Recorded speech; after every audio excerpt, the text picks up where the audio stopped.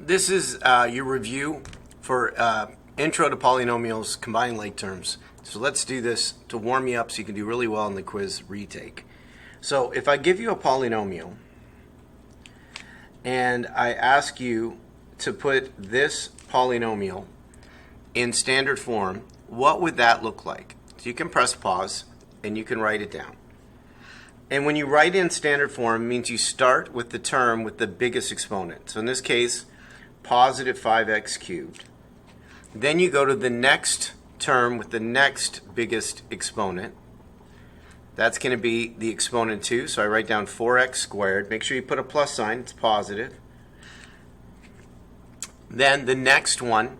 So in this case, x has an exponent of 1. This has no x. So the x has a larger exponent, and then the number by itself is always last. That's putting in standard form.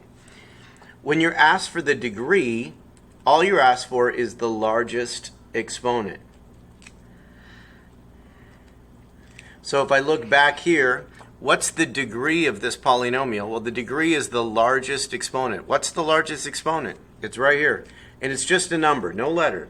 So the degree is 3. That's it. Classify it. So there are different ways to classify it. So one way to classify it is by the degree. And another way to classify is by how many terms there are. So if a polynomial has a degree of 0, that means there's no letters, just a number. We call that a constant. If a polynomial has a degree of 1, we call it a linear. That's the largest exponent. If the largest exponent is 2, we call it a quadratic. If the largest exponent is 3, we call it a cubic. So that's one way to name it. The other way to name it is by how many terms there are. So if there are one term, we call it a monomial. If there's 2 terms, we call it a binomial. 3 terms, we call it a trinomial. And then if I give you an example, so this polynomial, how would you name it? So the biggest exponent is 2. So it's a quadratic. And then how many terms are there? There's 2 terms. So it's a binomial. So you're looking for the biggest exponent and then name it. And then how many terms there are and then name it. So 1 from here and 1 from here and then you name it. All right, the last part of the quiz is combining like terms. So this only has a subtracting one, so I'll just do a subtracting one, just one of them, just to warm you up.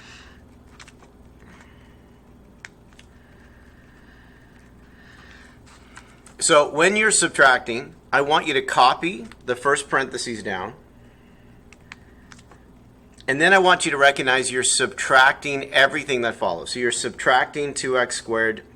When you subtract a negative, all of these signs are going to change. So this is going to become plus 2x. This is going to become minus 6. And now we have to match. So 5x squared and negative 2x squared, 5 take away 2. We match and add those numbers. Match. So 2 subtract 1. You can put a 1 there if you feel comfortable or no, but it's positive 1x. We combine them together. And then lastly, 4 and negative 6. All right, they're at war. Who's going to win? More positives or more negatives? So we have more negatives. So how many more negatives? And then you write the answer down. All right, good luck on the quiz redo. Mr. G Math, over now.